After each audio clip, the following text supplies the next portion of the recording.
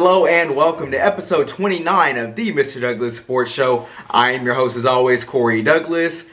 And the Dallas Cowboys are able to keep their playoff hopes alive with their 41-33 win against the San Francisco 49ers on Sunday. So that improves the Cowboys record to 4-9, or 5-9, excuse me, with an outside chance to still make the postseason. For the Cowboys to make the postseason, they need Washington to lose this weekend to Carolina and next week in Philly. And the Cowboys need to beat Philly this week and beat New York up in New York next Sunday to win the NFC East. So not likely, but still possible in what has been just a ridiculously crazy season for the Cowboys. That game Sunday was another, I think, sign of some life. Like I said a few weeks ago, what I'm looking for at this point for the Dallas Cowboys is defensive guys that are going to be around or that look like they can stay around going into the future. As we know, it's been a horrific season for the defense. I'm expecting major changes starting with Mike Nolan after the season, but I think this past weekend was really encouraging, and some of the guys that really stood out to me that I was encouraged by were Donovan Wilson again, creating a takeaway interception. Should have had another interception. He dropped it. Jordan Lewis, Chidobe Awuzie, they came back and really looked good. Jordan Lewis is on a really good streak right now. There's no guarantee that he'll be back next season, but I think he gives the Cowboys hope in case they do want to bring him back. He will be a free agent, but him playing good football is really a good sign. Trevon Diggs came back, and you didn't really hear his name much on the broadcast, which is a good thing for a corner. When you don't hear the offensive line or a defensive back on the broadcast very much, that means they are doing pretty good things. So I like what I saw from him. And DeMarcus Lawrence forcing a fumble with the strip sack. That's really encouraging. He's been really good. And then on the offensive side of the ball, you look at CeeDee Lamb. You know, he had the return touchdown late in the game that iced it. And you look at Tony Pollard with his 2 touchdowns filling in for Zeke. And I want to stay on that for a second because the opinions that are being had on Zeke right now are getting a bit ridiculous. So, number one, I just want to get this out of the way. Zeke will be a Dallas Cowboy in 2021. It doesn't make sense from a financial standpoint for the Cowboys to get rid of him. What people should be clamoring for is Tony Pollard to be on the field more, but to also have that complement of Zeke, because they are 2 different styles of runner. Tony Pollard is more of that explosive back. We've been seeing it all season. That's the reason that a lot of people have been saying we want more Tony Pollard this season.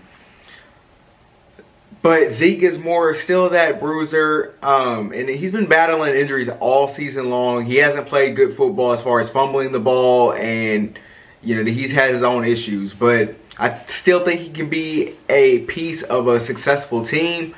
And like I said, the financial standpoint of having a $35 million cap hit for getting rid of him doesn't make sense. So Zeke's going to be around, and what people should be wanting more of is Tony Pollard, but that doesn't necessarily mean kicking Zeke out the door. So yeah, those are the encouraging signs that I took from Sunday's win against San Francisco. We'll see if they can put it together again this upcoming Sunday against Philadelphia for their 3rd straight win to potentially keep their playoff hopes alive if Washington loses. So speaking of that Philly-Dallas matchup, this one is really interesting to me because since the Eagles benched Carson Wentz and put in Jalen Hurts, the Eagles have a sign of new life. They beat the Saints 2 weeks ago, and then they play a really tough game against the Arizona Cardinals where Hurts just completely balls out. And it makes you wonder, just as an outsider looking in, would the Eagles be in a better position had Doug Peterson swallowed his pride a few weeks ago when he was telling the media that, well, I can't switch quarterbacks now because that's a sign of the season's over, when in reality, he could have kept his season alive by getting a better quarterback in there, because Carson Wentz right now is just not playing good football. And because the way Hurts has played these last 2 weeks, I would expect Philadelphia to at least see what they got going forward next season with Hurts as a starting quarterback. And I would look for them to move Carson Wentz I think the most likely scenario for Wentz is to move to Indy with his former quarterback coach, Rick, who is the head coach in Indy. But yeah, regardless, I think Carson Wentz has played his last down as the Philadelphia quarterback. And I think the story of Carson Wentz's time in Philly is just that he just was not mentally strong enough to withstand that Philadelphia, the pressure that comes with it. And then 2017, when he's having an MVP season, he gets hurt. Nick Foles comes in, wins the Super Bowl. And, you know, he has a statue outside the stadium now at this point. So it just, a lot of things added up. And then just Carson Wentz wasn't able to mentally posit some of the thoughts in his head. And it got to him, and now he will be out of Philly. But like I said, this matchup against Dallas for Philly is really interesting. Both teams are still alive for the playoff hunt, so I look for a really entertaining game. And I look forward, I think Jalen Hurts will have more success against this Cowboys defense. And I would expect maybe another game that's kind of high scoring. We'll see if Zeke can come back or if it's going to be the Tony Pollard show again. But yeah, I mean, that's really it. All I have on that game. Another story that's come out since the Cowboys win is the Pro Bowl rosters were announced this week. And for the first time since 1988 or 89, the Cowboys have no Pro Bowlers, which is almost incredible. And it speaks to the horrible season that the Cowboys have had. I think you can make a case for Amari Cooper should have been a Pro Bowler, or DeMarcus Lawrence should have been a Pro Bowler. But at the end of the day, I don't care about the Pro Bowl. The game's not even going to be played this year due to COVID. So enough about the Pro Bowl. Let's go ahead and move over to my NFL power rankings. And I think the story of this season has just been how up and down so many teams have been. I mean, even the Chiefs, who I'm going to have at number 1 again, they're playing a lot of close games, but I don't look at that as a sign of weakness as I did earlier with the Pittsburgh Steelers, which now they've lost 3 in a row. But yeah, for my power rankings, Kansas City, they go into New Orleans and they beat the Saints. Drew Brees' first game back did not go well. The Chiefs are 13-1 and they are my number 1 team. They're the best team in football, and I think it's just a matter of who from the NFC is going to escape to face them in the Super Bowl. My number 2 team is the best team at the moment in the NFC. This can go on a week-to-week basis, but that is the Green Bay Packers. Aaron Rodgers had a bit of a down game against Carolina. I think Carolina had a really good defensive game plan. They limited Devontae Adams, didn't let him get off with his explosive game, didn't let him get in the end zone. But the Packers still win, and they are my number 2 team. Number 3, I have the Buffalo Bills, and Josh Allen, he is on fire right now. They go into Denver, beat the Broncos 48-19 to continue their hot stretch. Number 4, I do have the New Orleans Saints, and I said last week that if Drew Brees comes back healthy, they are a better team than the Green Bay Packers. If what Drew Brees did continues going forward this season, the Saints are going to be a quick out in the postseason. I don't think that will happen, but they are my number 4 team this week. We'll see what they do this week against Minnesota on Christmas. My number 5 team has to be the Seattle Seahawks at this point. But once again, Russell Wilson is playing just horrible football right now. I mean, these last few weeks, he went from MVP Russell to just really just inconsistent Russell. Tyler Lockett has fallen off. So their offense, if their offense is not going to be consistent, their defense is not good enough to overcome it. So they need to get into form, and they have a tough test against the Los Angeles Rams this week. Shout out to the New York Jets for getting out of position to potentially take Trevor Lawrence with the win against the Rams. That was a crazy storyline from this past week's games. But all things considered, those are my NFL power rankings for this week. They could be completely different next week, so stay tuned. All right, before we get to the NBA, I'm going to go ahead and get to my NFL Week 16 picks. Like I said, the NFL season is wrapping up in a hurry. And I'm kind of excited about the playoffs, mostly because I want to see what the NFC does and who comes out of that. Alright, so to kick off this week's NFL action, like I mentioned, the Saints will play the Vikings on Christmas. Give me the Saints to beat the Vikings. And I don't think there's been a team I've been more wrong about this season than the Minnesota Vikings. They've been so up and down. And then on Saturday, we have 3 games kicking off with the Bucks and Lions. Give me the Bucks to beat the Lions. Give me the Cardinals to beat the 49ers. Give me the Dolphins to beat the Raiders. And the Raiders are just, they fell off a cliff. And then moving on to Sunday's game, give me the Chiefs over the Falcons. Give me the Browns over the Jets. Give me the Colts to beat the struggling Steelers. And I actually think the Steelers are going to lose this week to Indy. And I think they're going to lose the division next week when they go to Cleveland. And they will finish the season 11-5. And they will lose their first playoff game. Give me the Bears over the Jags. Give me the Red Hot Ravens over the Giants. Give me the Texans over the Bengals. Give me the Chargers over the Broncos. And I'm going to pick this one just out of, I guess, my Cowboys heart. Give me the Panthers to keep the playoff hopes alive by beating the Washington football team. Give me the Seahawks over the Rams. Give me the Packers over the Titans. And then for the last Monday night game, give me the Bills to beat the New England Patriots, who have been eliminated from postseason contention. And then going back to Sunday's action, give me the Dallas Cowboys to win their 3rd game in a row by beating the Philadelphia Eagles. Like I said earlier in the show, I think this game could be a shootout. Now let's transition into what I was really looking forward to for this episode, and that is my NBA season preview. The NBA season got kicked off last night with Golden State and Brooklyn, and then the Lakers got their rings while hosting the Clippers. And I think some of the storylines headed into this year are, of course, the James Harden situation in Houston. A report came out yesterday that he's gotten into it with a couple of teammates, even throwing a basketball at one of his rookie teammates. So obviously he's still unhappy there, and I think that situation will resolve itself sooner rather than later.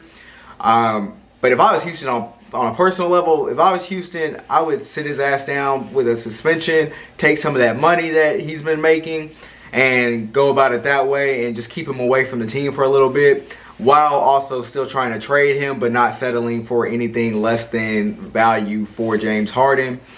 Another NBA storyline is this the year that Giannis finally gets over the hump?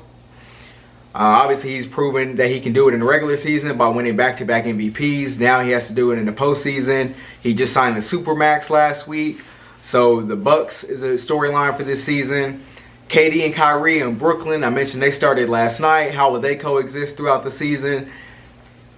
The Lakers obviously are a big storyline headed into the season. Can they repeat? Anthony Davis, how does he take that next step? Can LeBron do it again in year 18? Then bringing it on home with the Mavs.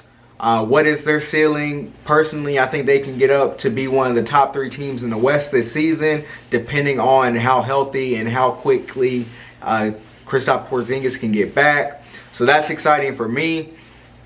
But let's go ahead and get to my NBA season predictions. We'll start with the East. And the East is not so weak anymore. So this isn't the East from a few years ago. I think there's really 6 legit teams. And then I think there's 4 teams that will be there competing for that 7th through 10th spot. Obviously with the new play-in format, they are all relevant. But the number 1 team, like I mentioned a few minutes ago, I think Giannis and the Bucks will be the best team in the regular season in the East, followed by the Brooklyn Nets at the 2 seed. I think the Heat will continue their momentum from the bubble and get the 3 seed. Celtics and Philadelphia coming in at 4 and 5. Give me the Pacers at 6. And then at 7 is where I think you can really start to kind of move some things around. Like, I think the Raptors will be a playoff team, but I think they also lost a lot with losing Ibaka and losing Marc Gasol to a certain extent.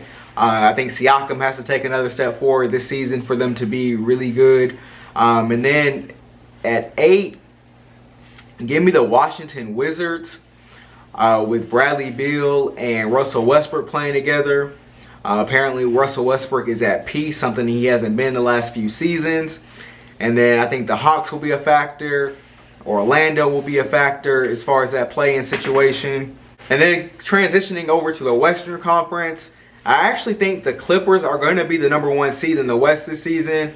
But that is mostly because I don't think the Lakers are going to take the regular season as serious. But I do have the Lakers sliding in at #2. And I am going with the homer pick here. I think the Mavs will have the 3rd best record in the West and set up for home court advantage in the first round of the playoffs. At #4, give me the Denver Nuggets. I still think they'll be really good, but I think their situation is going to be dependent on how much of a leap does Michael Porter Jr. make this season. Then #5, give me the Portland Trail Blazers. I'm real interested in the way their season turns out. Hopefully they stay healthy this year. We saw what they could do in the bubble, and I think they'll be somewhat of a factor in the Western Conference. The Utah Jazz, give me them at #6. The Phoenix Suns, I think I have them slide in at #7. With the addition of Chris Paul, Ayton missed 25 games last year, and obviously what they did in the bubble, going undefeated, still missing the playoffs. I think they'll be a playoff team this year. #8, I have the New Orleans Pelicans. I really like what Brandon Ingram did last year, obviously winning Most Improved Player. We'll see what Zion can do, how many games he can play. He's going into the season with no minute restrictions, so I think New Orleans will finish at the 8th seed. And then finishing off the playoff circle at 9 and 10, give me the Memphis Grizzlies at 9, and give me the Golden State Warriors holding off the Houston Rockets at #10. And the main reason I went Golden State over Houston is because of the James Harden situation. Not sure how that's going to turn out at this point. And I think that situation could be rocky, especially when you're depending on John Wall coming off a major injury. And then you have DeMarcus Cousins coming off multiple injuries. So that is a tricky situation down in Houston. Alright, so now for my NBA season awards. And I think it's too easy for the MVP to go with Giannis, LeBron, Luka. So I'm going to think a little bit outside the box. I'm going to go Damian Lillard. I think he's going to have a big season this year. And I think he's confident in this year's team. So we'll see. But I have him winning MVP. For Rookie of the Year, I'm going to go LaMelo Ball. I think I like what I've seen from him in the preseason. And it seems like the guys, they really like playing with him. And I think he's going to have a big season. Like I mentioned earlier with the Nuggets, their success to me is going to be really on the shoulders of how much does Michael Porter Jr. improve. I think he will improve, and I think he will win Most Improved Player for the season. Sixth Man of the Year, give me Karis LeVert down in Brooklyn. Defensive Player of the Year, give me Bam Adebayo in Miami. I think the momentum that he built in the bubble, just becoming that superstar and then getting the contract extension this offseason, I think that's going to be a major factor for him. And then for Coach of the Year, give me Monty Williams down in Phoenix. I think he's overdue for some love, and I think he gets that love this year. And then for my NBA Finals prediction, give me the Los Angeles Lakers to beat the Brooklyn Nets. I really am confident in what Brooklyn's going to bring. And I need to see Giannis do it in the postseason where he makes that strong run where he's not limited, his game's not limited in the playoffs. But that's why I am choosing Brooklyn over Milwaukee to represent the Eastern Conference. That is going to do it. I'm very excited for this NBA season. I will keep y'all updated with kind of how my predictions are going and just my thoughts on the NBA season as it progresses. A lot of what comes down to this season is going to come down to, how much does COVID affect each team. And I like what Luka said during his media session to open up the season. Whoever does the best is going to be the healthiest team. And look forward to a good NBA season. But that's going to do it for episode 29 of the Mr. Douglass Sports Show. Until next time, salute.